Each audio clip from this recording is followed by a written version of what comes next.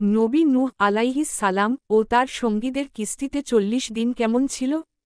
নূহ আলাইহিস সালাম যখন কিস্তি নির্মাণ সম্পন্ন করেন, আকাশে তখনও অদ্ভুত শান্তি বিরাজ করছিল। কিন্তু তিনি জানতেন, শান্তির এই আড়ালেই লুকিয়ে আছে এক মহাবিপর্যয়। আল্লাহ তার কাছে নির্দেশ পাঠিয়েছেন, প্রাণীদের প্রত্যেক প্রকার থেকে এক জোড়া করে কিস্তিতে তুলে নাও। তখন কিস্তির দরজা খুলে এক এক করে আসতে থাকে জীবজগতের বিস্ময়। উট, গাধা, ঘোড়া, গরু, মেষ, সিংহ, চিতা, কুকুর, বিড়াল, পাখি, মাছ, এমনকি কীটপতঙ্গ পর্যন্ত। অনেক প্রাণী দূর থেকে আল্লাহর হুকুমে নিজে নিজেই এসে কিস্তির সামনে দাঁড়িয়ে যায়। কেউ কারো উপর ঝাঁপিয়ে পড়ছে না, কারণ তাদের অন্তরে আল্লাহ স্বয়ং শান্তি ঢেলে দিয়েছেন। নূহ আলাইহিস সালাম সঙ্গীদের নিয়ে প্রত্যেক প্রাণীর জন্য আলাদা খোপ তৈরি করেছিলেন। কিস্তিটি ছিল ৩ তলা। নিচের তলা ছিল পশু পাখি ও কীটপতঙ্গের জন্য। মাঝের তলা ছিল খাদ্য, পানি ও রসদ। উপরের তলা ছিল মানুষদের থাকার জন্য। কিস্তির ভিতর অন্ধকার ছিল গভীর। সূর্যের আলো ভিতরে পৌঁছাত না। নূহ আলাইহিস সালাম আল্লাহর কাছে দোয়া করেন, হে আমার রব, তুমি আলো দাও আমাদের এই ঘন অন্ধকারে। তখন আল্লাহ তাকে বাতির মতো কিছু তৈরির জ্ঞান দিলেন। তিনি তেল দিয়ে এক প্রকার দ্বীপ তৈরি করলেন, যেটি ধোঁয়া ছাড়াই জ্বলত। এটি কিস্তির কেন্দ্রস্থলে টানানো হয়েছিল এবং এর আলোকরশ্মি ৩ তলায় পড়ত। এই আলো ছিল মৃদু, কোমল, যেন অগ্নি নয়, বরং এক উজ্জ্বল নূর, যা থেকে তাপ ছড়াত না, কিন্তু চোখে শান্তি এনে দিত। মানুষ ও পশু, সবাই যেন সেই আলোয় কিছুটা আশ্রয় খুঁজে পেত। প্রাণীগুলোর জন্য ব্যবস্থা ছিল বিস্ময়কর এক ভারসাম্যে ভরা। ঘোড়া ও গাধার জন্য ছিল খড়ের গাদা, উটের জন্য খেজুর ও শুকনো পাতা, মেষ ছাগলের জন্য ছিল ঘাস শুকিয়ে সংরক্ষণ করা, বাঘ সিংহের জন্য শুকনো মাংস কেটে কিস্তির শীতল তলায় রক্ষিত ছিল। নূহ আলাইহিস সালাম বুঝেছিলেন, প্রাণীদের খাবারের ব্যবস্থা করতে না পারলে বিপদ আসবে কিস্তির ভিতর থেকেই। তাই প্রতিদিন আলাদা আলাদা সময়ে খাওয়ানো হতো পশুদের। প্রথমে নিরীহ প্রাণী, পরে হিংস্রগুলো। প্রতি তলায় সাথী নিযুক্ত ছিলেন যারা শুধু পশু পাখির দেখভাল করতেন। আলো জ্বলার সময় কিস্তিতে হালকা কোরাস বা জিকিরের ধ্বনি উঠত। নূহ আলাইহিস সালাম তার ছেলেদের নিয়ে মাঝে মাঝে তাসবিহ পড়তেন, যাতে মানুষ ও পশুর মধ্যে আতঙ্ক না ছড়ায়। এক বৃদ্ধ বললেন, এই আলো না থাকলে মনে হয় অন্ধকার আমাদের পাগল করে দিত। তার কণ্ঠে কৃতজ্ঞতা। পাশের খোপে একটি বিড়াল চুপচাপ আলোর নিচে বসেছিল। কেউ কেউ বলত, আল্লাহ এই আলোকে বিশেষ বরকত দিয়েছিলেন, তাই পশুরা শান্ত থাকত। নূহ আলাইহিস সালাম তখন কিস্তির দেয়ালে একটি দোয়া লিখে টাঙিয়ে দিলেন, বিসমিল্লাহি মুজরাহা ওয়া মুরসাহা।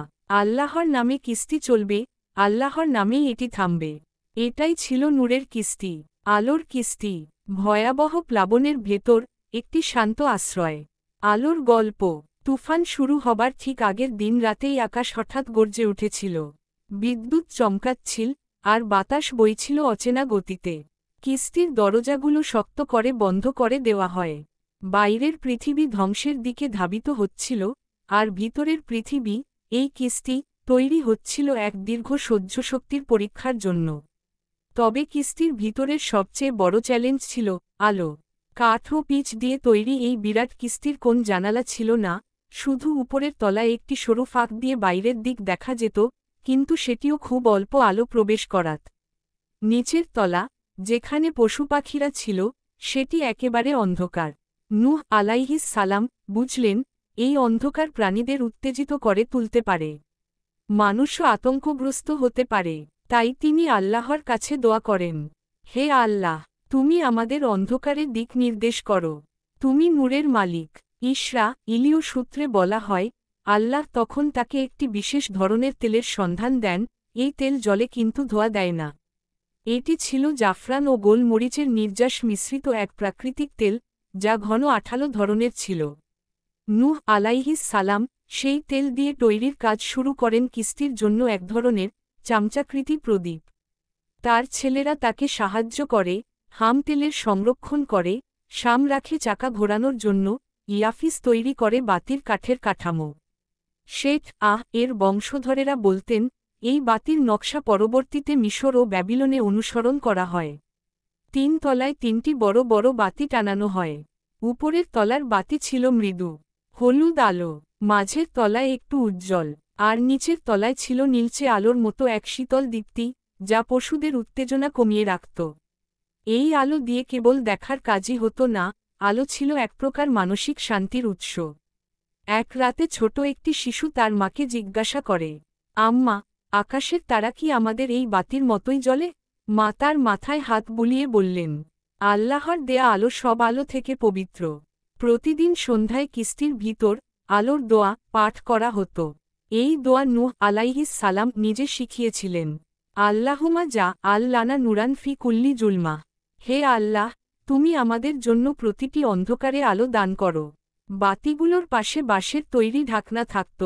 যদি কখনো বাতি খুব জ্বলে উঠত বা আগুন ছড়াবার ভয় হতো, তখন সে ঢাকনা দিয়ে ঢেকে রাখা হতো। এই ব্যবস্থা করেছিলেন শাম ও হাম মিলে। বিশেষ ঘটনা, এক রাতে প্রবল ঝড় শুরু হয়। কিস্তির কাঠ কেঁপে উঠেছিল। পশুরা শব্দ শুনে চিৎকার করতে শুরু করে। তখন মাঝের তলার বাতি হঠাৎ নিভে যায়। অন্ধকার ও আওয়াজ একত্রে আতঙ্ক ছড়িয়ে দেয়। নূহ আলাইহিস সালাম তখন উপরের তলার বাতি খুলে নিচে নামিয়ে আনেন। আলোর রশ্মি নিচে পড়তেই পশুগুলো আশ্চর্যভাবে শান্ত হয়ে যায়। সবার চোখে তখন শুধু কিস্তির কেন্দ্রস্থলে টানানো সেই বাতি, যেন এটি শুধু আগুন নয়, আল্লাহর পক্ষ থেকে প্রশান্তির এক সঞ্চার। এই ঘটনা সবার মধ্যে আলো সম্পর্কে এক নতুন উপলব্ধি তৈরি করে। আলোর কিস্তি এখন ছিল আশ্রয়, ছিল নির্ভরতা। শিশুরা তাকে নূহের তারা বলে ডাকত। কেউ কেউ বলত, যখন কিস্তি যদি পাহাড়ে থামে, সেই বাতি তখনও জ্বলছিল। প্রাণীর রাজ্য, যখন কিস্তির দরজা বন্ধ হয়ে যায়, বাইরের পৃথিবীতে শুরু হয় প্রবল তুফান। আকাশের দরজা খুলে যায়, আর পৃথিবীর বুক ফেটে ওঠে ফিনকি দিয়ে পানি। চারদিকে শুধু ঢেউ আর গর্জন। কিন্তু সেই ভয়াবহ পরিবেশের মাঝেও কিস্তির ভেতর এক বিস্ময়কর ভারসাম্য বজায় ছিল। কারণ এখানে চলছিল প্রাণীর রাজ্য, যেখানে সহাবস্থান শিখেছিল হিংস্র ও নিরীহ প্রাণীরা। নূহ আলাইহিস সালাম তার সন্তানদের দায়িত্ব ভাগ করে দিয়েছিলেন। শাম দেখভাল করতেন মাংসাশী প্রাণীদের, হাম কাজ করতেন গবাদি পশু ও পাখিদের সাথে, ইয়াফিস দায়িত্বে ছিলেন কীটপতঙ্গ, ছোট প্রাণী ও তাদের খাদ্য সংগ্রহে। প্রাণীদের বসবাস ও খোপ, নূহ আলাইহিস সালাম আল্লাহর নির্দেশে প্রতিটি প্রাণীর জন্য আলাদা খোপ বা ঘর তৈরি করেছিলেন। সিংহ, বাঘ, চিতা প্রভৃতি হিংস্র প্রাণীদের রাখা হয়েছিল পাথরের ঘরে বাঁধা শিকলে। হাতি ও গন্ডারদের জন্য শক্ত বাঁশ ও কাষ্ঠ নির্মিত ঘের। ছোট পাখিদের জন্য খাঁচার মতো খোপ।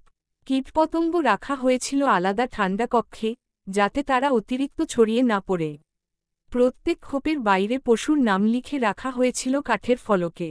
মানুষদের জন্য নির্দিষ্ট চলাচলের রাস্তা ছিল, যাতে প্রাণীদের খোপে না ঢুকে পড়ে কেউ ভুল করে। নিচের তলায় যখন কেউ যেত, প্রথমেই কানে আসত নানা রকম শব্দ, ঘোড়ার টগবগ, পাখির ডাক, গরুর হাম্বা, মেষের মিমি, সিংহের গর্জন। কিন্তু এই সবই ছিল নিয়ন্ত্রিত। কারণ আল্লাহর রহমতে সব প্রাণী শান্ত হয়ে গিয়েছিল। খাদ্য বিতরণ ও সময়সূচি, প্রতিটি প্রাণীর খাওয়ার জন্য নির্ধারিত সময় ছিল। সকালে প্রথমে খাওয়ানো হতো ঘোড়া, গরু ও ছাগলদের। এরপর পাখিদের, তাদের জন্য ছিল শুকনো দানা, ফল ও গাছের পাতা। দুপুরে বড় মাংসাশী প্রাণীদের খাওয়ানো হতো, সিংহ, বাঘ, চিতা। রাতে ছোট প্রাণী ও জলজ প্রজাতির খাবার দেয়া হতো। নূহ আলাইহিস সালাম প্রতিটি খাওয়ার পূর্বে এই দোয়া পড়তেন, রিয়কান মিন ইন্দিল্লাহ, হুজা লা শারিকা লাহ। এই রিক আল্লাহর পক্ষ থেকে, তার কোনো শরিক নেই। আচরণ ও ব্যতিক্রম ঘটনা, কিস্তির ভিতরে প্রাণীরা অলৌকিকভাবে একে অপরের প্রতি আক্রমণাত্মক আচরণ করত না। সিংহ বিড়ালের পাশে শুয়ে থাকত, গরুর পাশে দাঁড়িয়ে থাকত হরিণ। কেউ কাউকে তাড়া করত না। মনে হতো সবাই এক মহাশান্তির জগতে চলে এসেছে। তবে সবসময় এমন শান্তি ছিল না। একদিন একটি চিতা হঠাৎ করে তার খাঁচা থেকে লাফিয়ে পড়ে যায়। পেছনে ছিল একটি শিশু ছাগল। সবার চোখ বড় হয়ে যায়। নূহ আলাইহিস সালাম তাড়াতাড়ি ছুটে গিয়ে দোয়া পড়েন, ইয়া হাইয়ু, ইয়া কাইয়ুম, বিরহমাতিকা নাস্তাগিস। হে চিরঞ্জীব, হে সমুন্নত পালনকর্তা, তোমার দয়াই আমাদের ভরসা। তাৎক্ষণিকভাবে চিতা থেমে যায়। তার চোখে আগুনের বদলে শান্তির ছায়া নামে। সে ধীরে ধীরে ফিরে যায় তার খোপে। আরেক ঘটনা ঘটে এক রাতে, যখন একটি হাতি হঠাৎ করে হুঙ্কার দিয়ে দেয়াল চাপা দেয়। কিস্তির কাঠ কেঁপে ওঠে। তখন ইয়াফিস তাকে আদর করে মাথায় হাত রাখেন ও বলে, তুমি আমাদের ভাই, আমাদের সাথে থাকো, ভয় পেও না। হাতির গর্জন বন্ধ হয়। সে মাথা নিচু করে শান্ত হয়ে পড়ে। প্রাকৃতিক চাহিদা ও পরিচ্ছন্নতা। প্রাণীদের বর্জ্য পরিষ্কারের জন্য তৈরি করা হয়েছিল সাপোর্ট টানেল, যা পানি প্রবাহের মাধ্যমে নিচে গিয়ে বের হয়ে যেত। একদল স্বেচ্ছাসেবক ছিল, যারা দিনে 2 বার পরিচ্ছন্নতা করত। তাদের মধ্যে ছিলেন এমন কয়েকজন বৃদ্ধ, যারা বলতেন, আমরা জানি না আল্লাহ আমাদের বাঁচিয়ে রাখবেন কি না, কিন্তু যতদিন বাঁচব, দায়িত্বে থাকব। নূহ আলাইহিস সালাম রাতে পরিদর্শনে যেতেন সব খোপে। তার কাঁধে থাকত তেলের বাতি। পেছনে এক এক করে ছেলেরা অনুসরণ করত। কেউ কেউ তাকে বলত, আপনি প্রাণীদের রাজা। তিনি জবাব দিতেন, আমি শুধু একজন খাদেম সেবক। রাজা হচ্ছেন আল্লাহ। খাবারের সংকল্প। কিস্তি যখন জলে ভাসতে থাকে, বাইরের পৃথিবী তখন গিলে নিচ্ছে সভ্যতা, জনপদ, রাজপ্রাসাদ, শস্যক্ষেত। কিন্তু কিস্তির ভেতর প্রতিদিন টিকে থাকার এক অনন্য লড়াই চলছিল, খাদ্যের রসদ নিয়ে। এতগুলো মানুষ, পশু পাখি, কীটপতঙ্গ, সবার জন্য খাদ্য সংরক্ষণ করাটা ছিল এক ঐশী পরিকল্পনার ফল। ইসরা ইলীয় সূত্রে বলা হয়, নূহ আলাইহিস সালাম আল্লাহর পক্ষ থেকে খাদ্য সংরক্ষণের জ্ঞান লাভ করেন তুফান শুরু হওয়ার প্রায় 40 দিন আগে। সেই সময় তিনি তার সন্তানদের ডেকে বলেছিলেন, তোমরা প্রতিটি প্রজাতির খাদ্য থেকে শুকনো, পচনরোধী, দীর্ঘস্থায়ী রসদ জোগাড় করো। খাদ্য সংগ্রহ ও সংরক্ষণ পদ্ধতি। গরু, মেষ ও ছাগলের জন্য শুকনো খড়, ঘাস, ছোলা ও কাটা ভুসি বস্তাবন্দি করে রাখা হয়েছিল। ঘোড়া ও গাধার জন্য খুঁড়োর দানা, শুষ্ক খেজুর পাতার পুরা। পাখিদের জন্য দানা, গম, তিল, বীজ ও মিষ্টি ফল, সব শুষ্ক রাখা হতো। হিংস্র প্রাণীদের জন্য শুকিয়ে রাখা মাংস, যা আগুনে সেকে কাঠের বাক্সে সংরক্ষণ করা হয়েছিল। মানুষের জন্য শুকনা রুটি, মধু, আখের গুঁড়ো, শুকনো ফল, বাদাম এবং চূর্ণ করা গমের আটার রুটি। 3 তলার মাঝের তলায় তৈরি হয়েছিল খাদ্যঘর। তার দেয়াল ছিল জলরোধী তেলের আস্তরণে মুড়ানো, যাতে বাইরে থেকে স্যাঁতস্যাঁতে ঢুকতে না পারে। খাদ্য রক্ষায় কৌশল।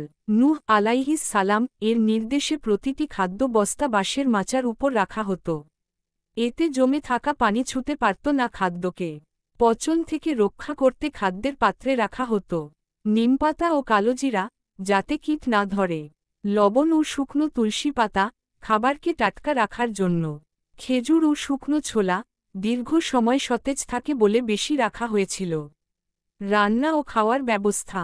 মানুষদের খাবার রান্না করা হতো কিস্তির উপরের তলায়। সেখানে ছোট মাটির চুলা তৈরি করা হয়েছিল, যা কিস্তির ছাদে তৈরি ধোয়া বাহক ছিদ্র দিয়ে ধোয়া বাইরে যেত। একজন বৃদ্ধা মাটির হাঁড়িতে রান্না করতেন খিচুড়ি, আটা, ছোলা ও কিছু শুকনো শাকপত্র দিয়ে। পাখিদের জন্য তৈরি হতো ছোট ছোট শুকনো রুটি। যাদের দাঁত ছিল না, বৃদ্ধ, শিশু, পাখি, তাদের জন্য তৈরি হতো ভেজানো আটা ও গরম পানি মিশিয়ে এক প্রকার পেস্ট। পানি সংরক্ষণ। সবচেয়ে বড় চ্যালেঞ্জ ছিল পানির সংরক্ষণ। তুফানের পানি ছিল নোংরা ও অশুদ্ধ। তাই নূহ আলাইহিস সালাম পূর্বেই বেশ কিছু মাটির কলস, চামড়ার বালতি ও বাঁশের পাইপ দিয়ে তৈরি করে রেখেছিলেন জলাধার। বৃষ্টির পানি কিস্তির ছাদের মাধ্যমে সংগ্রহ করে তা সংরক্ষণ করা হতো, যেটি পরিশুদ্ধ ও ঠান্ডা থাকত। বেশিরভাগ খাবারই এক এক দিনে এক এক খাবার, এই নিয়মে খাওয়া হতো।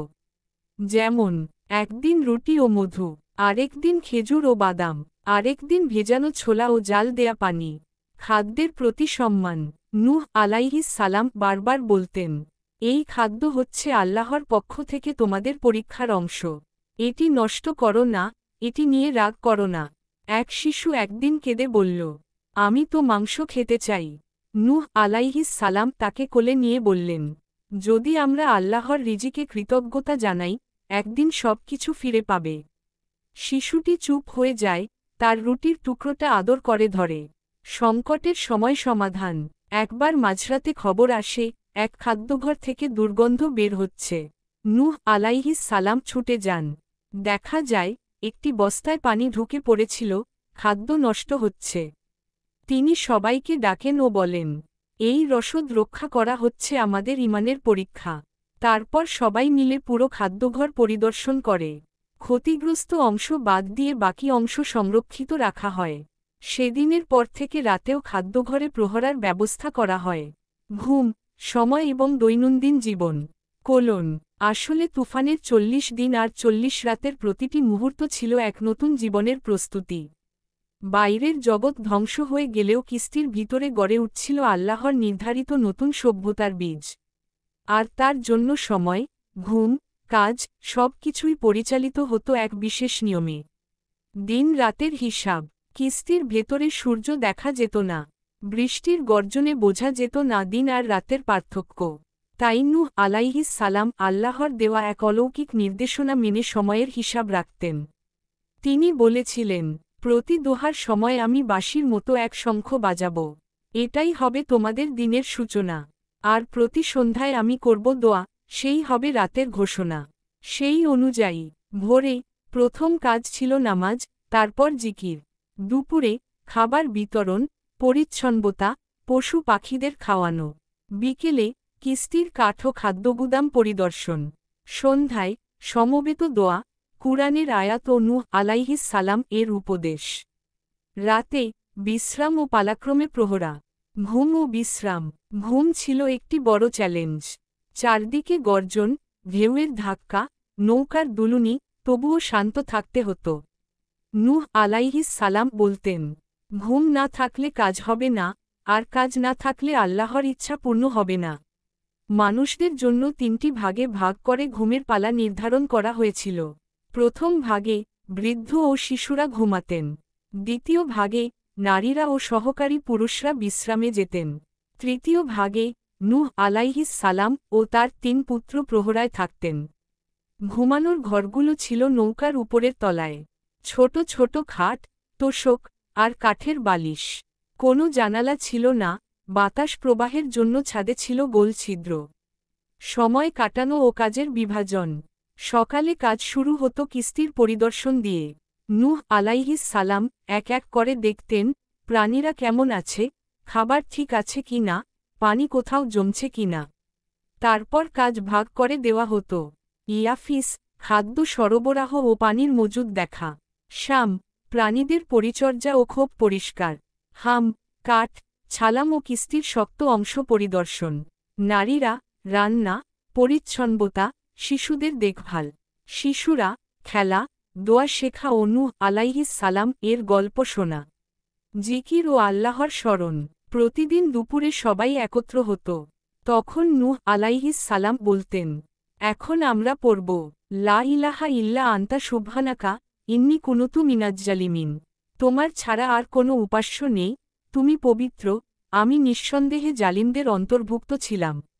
সবাই মিলে একসাথে পড়ত, চোখে থাকত কান্না। শিশুরাও শিখে ফেলেছিল দোয়াগুলো। মাঝে মাঝে কেউ কেউ কাঁদতে কাঁদতে বলত, আমাদের কি আর দিন আসবে যেদিন মাঠে খেলব? নূহ আলাইহিস সালাম বলতেন, আসবে ইনশাআল্লাহ। ততদিন ধৈর্য ধরো, কারণ সবার মাঝে তোমরাই আল্লাহর বিশেষ আমানত। একটি বিশেষ রাতের ঘটনা। এক রাতে ঝড় এতটাই প্রবল ছিল যে কিস্তি একপাশে হেলে পড়ে।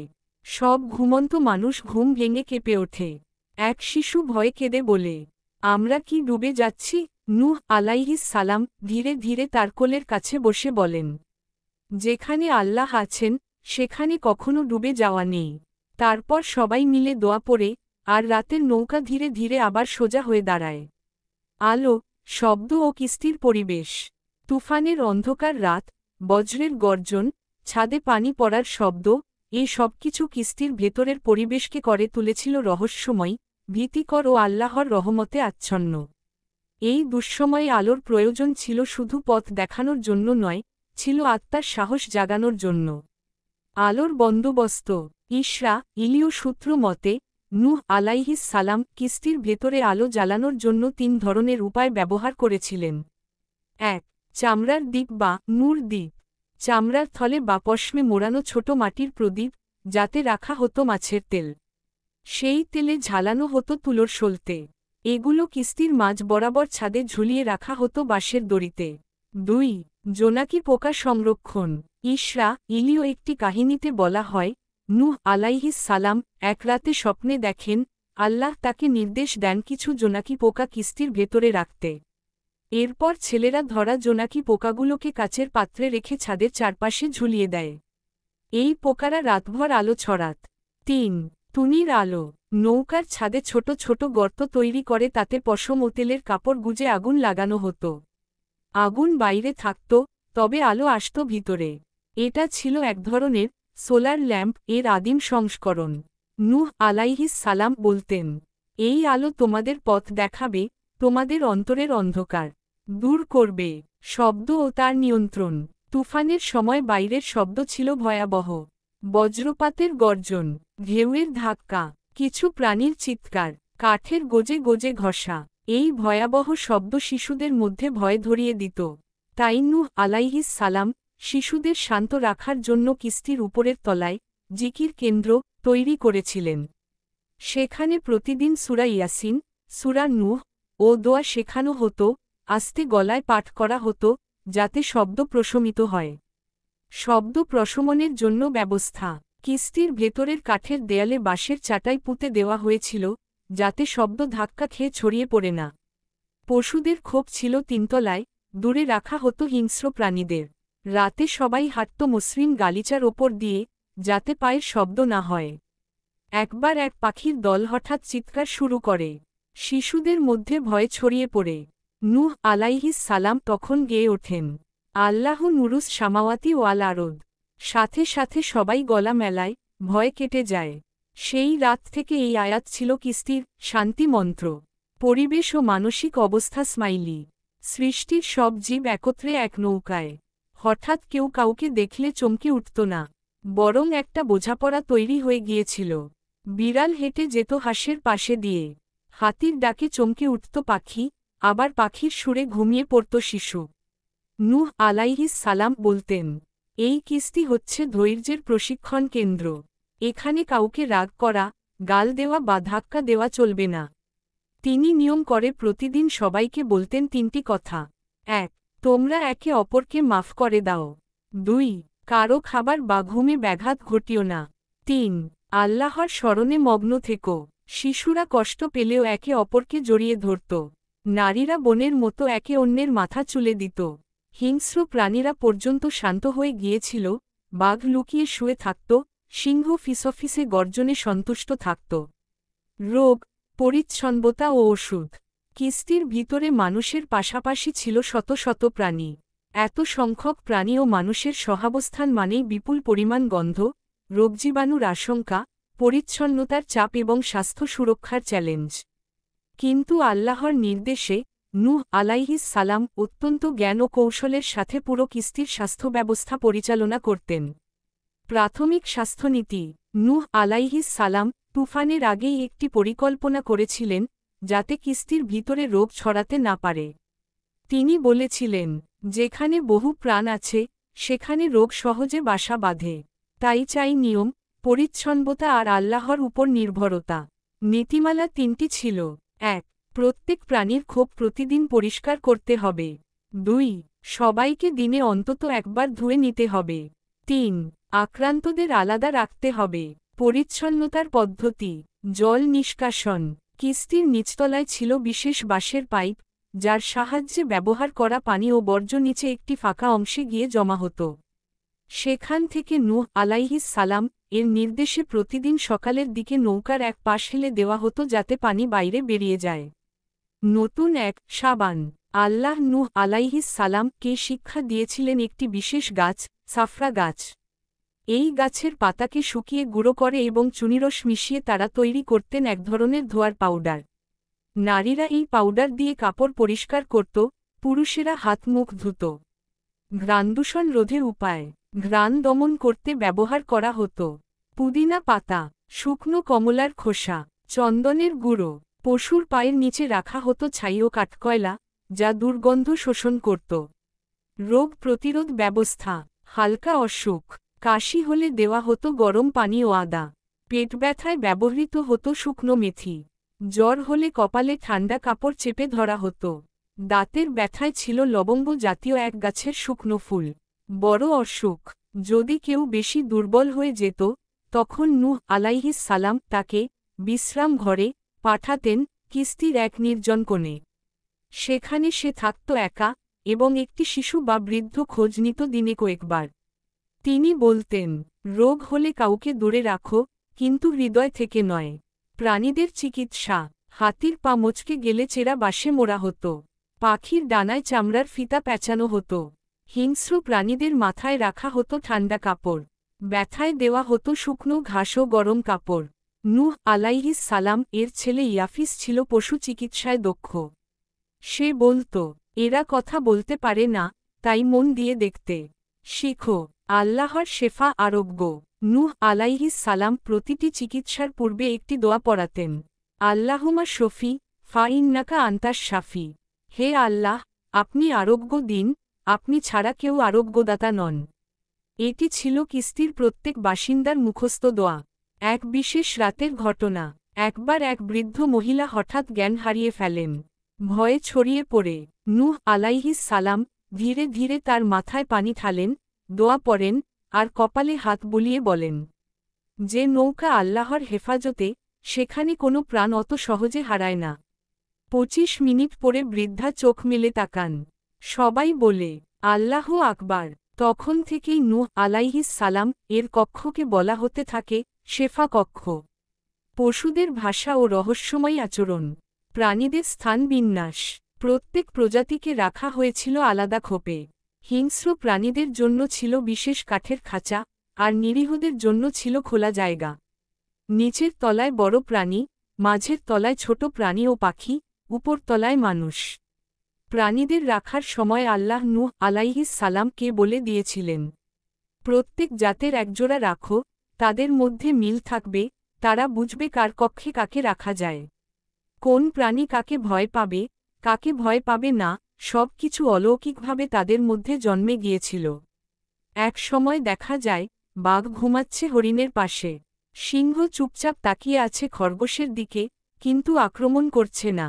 অলৌকিক ভাষা ও বোঝাপড়া। কিস্তির দ্বিতীয় সপ্তাহে এক রাতে একটি ঘটনা ঘটে। নূহ আলাইহিস সালাম দেখেন, একটি পাখি হুদহুদ তার কাছে এসে চিৎকার করছে।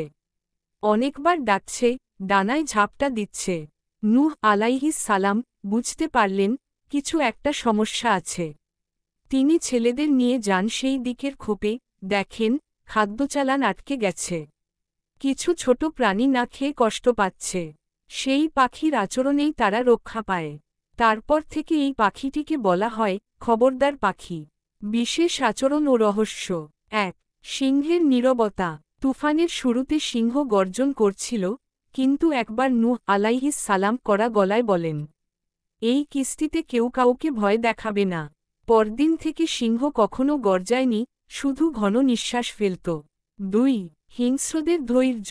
বাঘ, চিতা, ভালুক, যারা স্বাভাবিক অবস্থায় হিংস্র, তারা সেখানে এমনভাবে চুপচাপ ছিল যেন তারা নিজেদের নিয়ন্ত্রণ শিখে ফেলেছে। ৩. জানোয়ারদের সঠিক সময় ঘুম। প্রাণীরা ঠিক সময় ঘুমাত, ঠিক সময় উঠত। যেন এক অদৃশ্য ঘড়ি কাজ করছিল। নূহ আলাইহিস সালাম বলতেন, আল্লাহর সৃষ্টি যদি নির্দেশ মানে, তবে মানুষ কেন অবাধ্য হবে? ৪. বিড়ালের দায়িত্ববোধ। কিস্তির মধ্যে একটি বিড়াল ছিল, যার কাজ ছিল সব জায়গায় চক্কর দেওয়া। যেখানেই দুর্গন্ধ বা সাপ জাতীয় কিছু দেখা যেত, সে গিয়ে চিৎকার করত।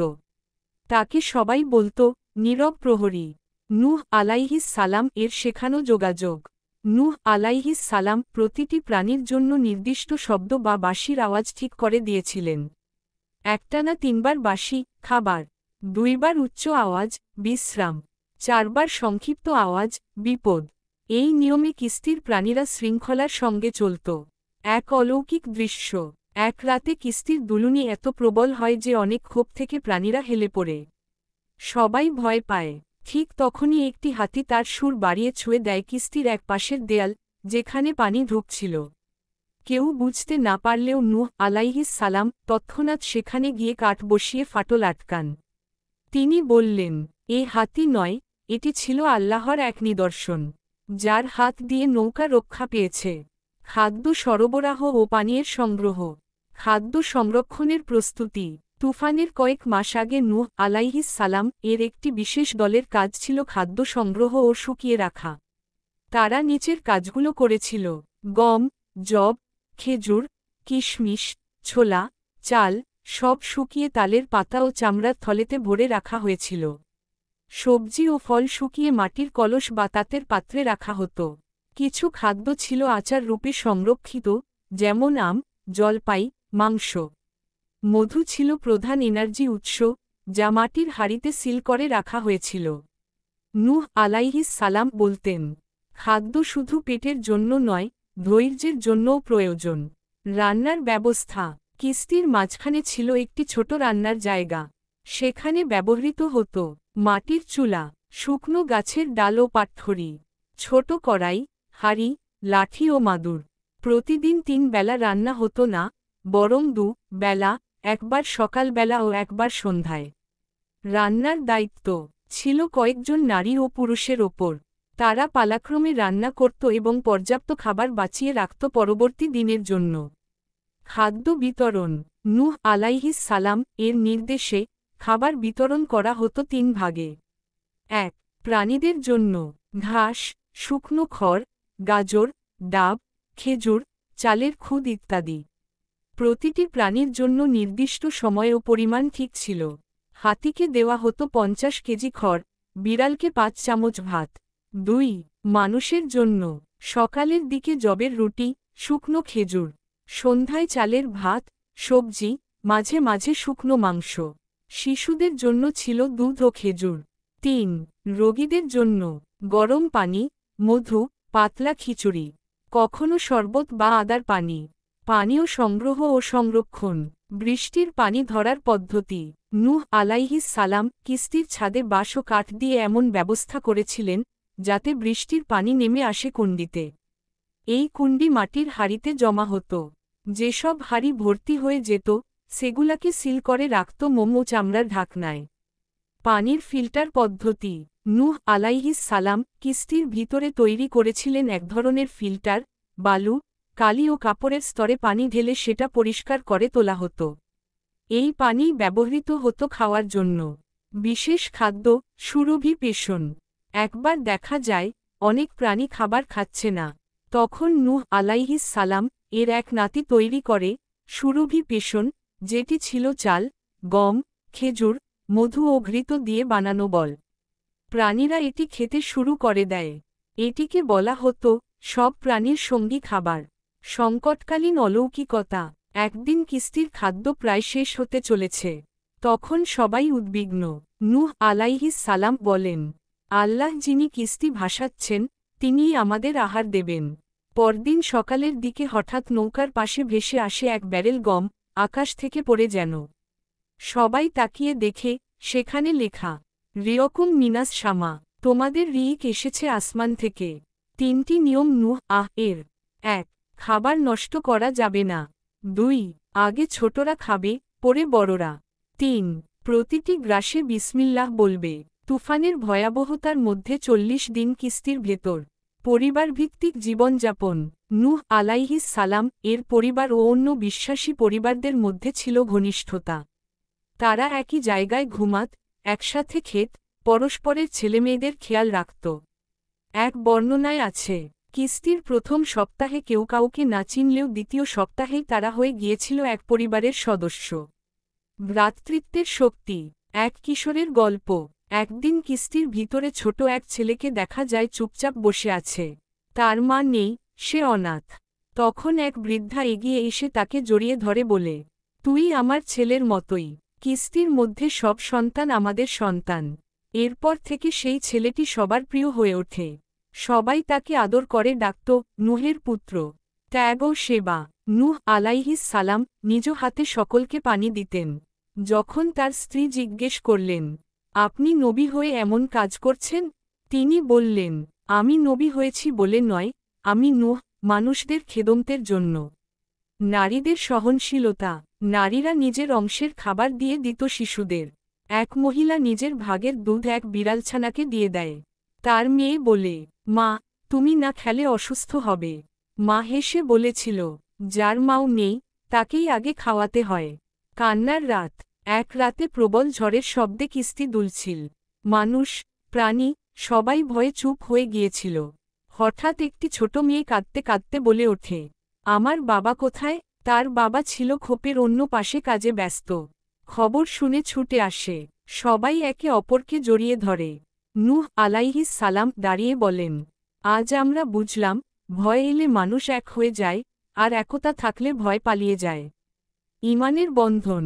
সবাই মিলে মিলাদ পড়ত, দোয়া করত, কোরআনের আয়াত আবৃত্তি করত। তারা গাইত, ইন্নাল্লাহা মা আস সাবিরিন। নিশ্চয়ই আল্লাহ ধৈর্যশীলদের সাথে আছেন।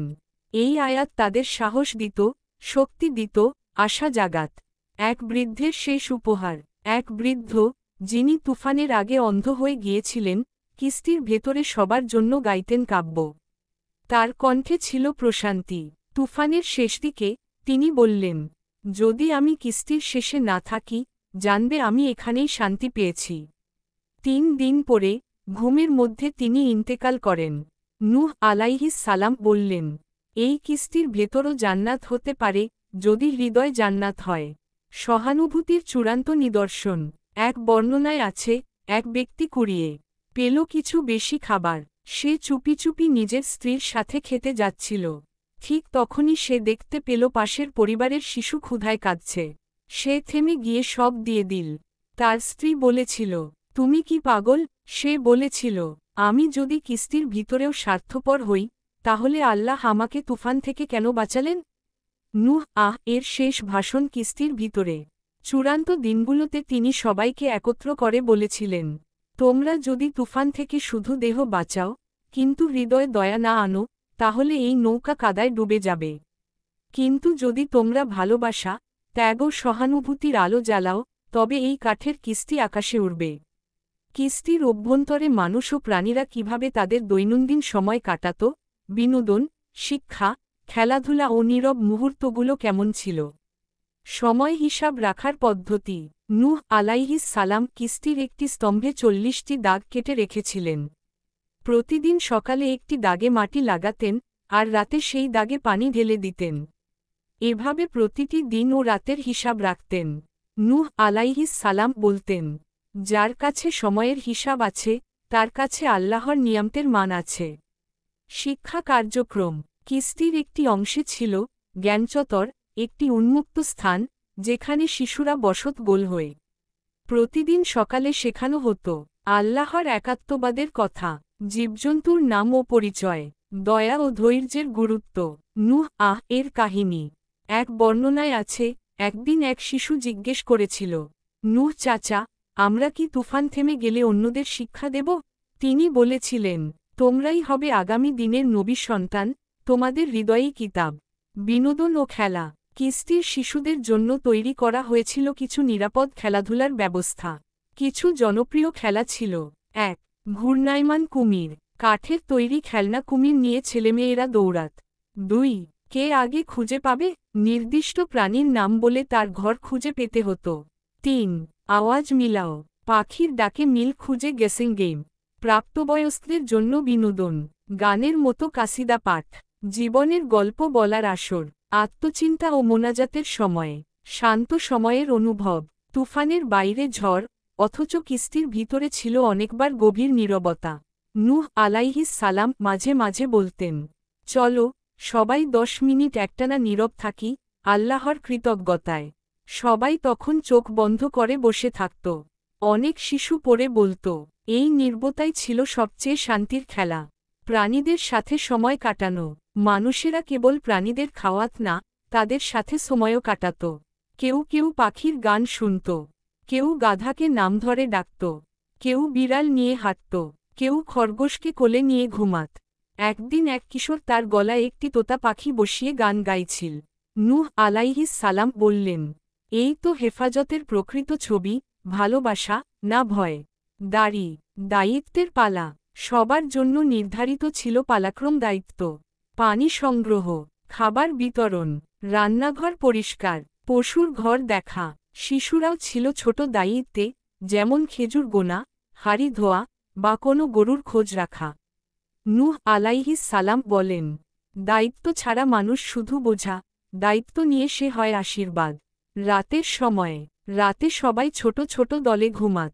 তাদের ঘুমের আগে কেউ একজন বলতো গল্প, কখনো আদম আলাইহিস সালাম এর কথা, কখনো জান্নাতের বর্ণনা। অনেক সময় তারা মিলিতভাবে দোয়া করত, ইয়া আল্লাহ, আমাদেরকে সেই দেশে নিয়ে চলো যেখানে আকাশে আর বজ্র নেই। তুফানের শেষে, যখন আকাশের চোখে আর পানি ছিল না, আর মাটির গলা শুকিয়ে এসেছিল, তখন নূহ আলাইহিস সালাম এর কিস্তি আস্তে আস্তে থেমে দাঁড়ায় এক অজানা পাহাড়ের গায়ে। ইসরা ইলীয় সূত্রে বলা হয়, এটি ছিল যদি পাহাড়, কিন্তু সেই মুহূর্তে কেউ জানত না, এই থেমে যাওয়া মানে মুক্তি, নাকি আবারও শুরু। আলো ফেরা, সকালে সূর্যের এক ফালি আলো প্রথমবারের মতো কিস্তির জানালা দিয়ে ঢুকে পড়ে। মানুষ, পশু, সবাই হতভম্ব। এক বৃদ্ধ বলেছিল, দেখো, আলো এসেছে। সূর্য লজ্জা পেয়ে আবার মুখ দেখিয়েছে। নূহ এর কবুতর পাঠানো। নূহ আলাইহিস সালাম এক সাদা কবুতরকে পাঠালেন। তার পায়ে বাঁধা ছিল এক সুতা। প্রথম দিন ফিরে এলো ভেজা পাখা নিয়ে, সংকেত, এখনও পানি রয়েছে। দ্বিতীয় দিন এলো ঠোঁটে জলপাই পাতা নিয়ে, সংকেত, জমি আবির্ভূত হচ্ছে। তৃতীয় দিন কবুতর ফিরল না, সংকেত, এখন সে মাটিতে বাসা বেঁধেছে। নূহ আলাইহিস সালাম বললেন, কবুতরের নিঃশব্দ বার্তাই আমাদের দিকনির্দেশনা। কিস্তি থেমে গেল। এক মধ্যরাতে হঠাৎ কিস্তি কেঁপে উঠে এক জায়গায় থেমে গেল। সবাই মনে করল, এটা কোনো নতুন বিপদ। কিন্তু নূহ বললেন, এটা থেমেছে নয়, এটা দাঁড়িয়েছে জমিনের বুকে। নতুন পৃথিবীর প্রথম সকাল। দরজা খুলে যায়। ঠান্ডা হাওয়ার সঙ্গে আসে অজানা সুগন্ধ। সামনে বিস্তীর্ণ জমি, দূরে গাছের মাথা, কোথাও কুয়াশার আড়ালে পাহাড়। শিশুরা মাটি ছুঁয়ে বলে ওঠে, এটা কি জান্নাত? এক মা বলেন, তুফানের পরে যে মাটি দেখে শিশুরা হাসে, সেই মাটিই জান্নাত। প্রাণীদের অবমুক্তি। প্রতিটি প্রাণীকে নূহ আলাইহিস সালাম নিজের হাতে বের করে দেন। প্রতিটি গোষ্ঠী আলাদা আলাদা দিক দিয়ে ছড়িয়ে পড়ে, গরু, বাঘ, পাখি, সাপ, পিঁপড়া। এক বিড়াল পেছনে ফিরে চেয়ে দেখছিল কিস্তির দিক। নূহ আলাইহিস সালাম বললেন, তুই কিসের দিকে তাকিয়ে আছিস? কেউ বলল, ওর মনে হয় কিস্তিটাও তার ঘর হয়ে গিয়েছিল। মাটি ছোঁয়ার তৃষ্ণা। মানুষেরা হাঁটু গেড়ে মাটি ছুঁয়ে সিজদা করল। নূহ আলাইহিস সালাম তখন কাঁদছিলেন। তিনি বললেন, আমরা বেঁচে গেছি বলেই শুকরিয়া নয়, আমরা বদলে গেছি বলেই শুকরিয়া। প্রথম খেজুর গাছ। নূহ আলাইহিস সালাম নিজের হাতে খেজুর বীজ পুঁতলেন। তিনি বললেন, তুমি আমাদের কিস্তিতে খাদ্য দিলে, এখন তুমি আমাদের পৃথিবীতে ছায়া দাও। এক নতুন সমাজের সূচনা। প্রথমে একটি অস্থায়ী তাঁবু তৈরি করা হয়। সেখানে সবাই মিলে বসে খায়, দোয়া করে, গাইতে থাকে, আলহামদুলিল্লাহিল্লাহি নাজ্জানা মিনাল কাউমি জালিমিন। সব প্রশংসা সেই আল্লাহর, যিনি আমাদের জালিম কওম থেকে রক্ষা করলেন। শেষ রাতের শেষ কথা। সেই রাতে, সবাই ঘুমানোর আগে নূহ আলাইহিস সালাম একটি ছোট বক্তৃতা দেন। তোমরা আজ বেঁচে গিয়েছ, কিন্তু ভুলে যেও না, এই বেঁচে যাওয়াই দায়িত্ব। এই মাটি তোমাদের নয়, আল্লাহর। তোমরা শুধু আমানতদার। সবাই তখন বলে, আমানতদাররা যেন আমানতের খেয়ানত না করে। তুফানের পরে নূহ আলাইহিস সালাম আরও দীর্ঘকাল বেঁচে ছিলেন। তিনি পৃথিবীতে মানবতা, ন্যায় ও তাওহীদের বীজ বপন করেন। তার সন্তানদের মধ্যে ছড়িয়ে পড়েছিল সেই আদর্শ। তুফান শেষ হয়, কিন্তু কিস্তির শিক্ষা শেষ হয় না।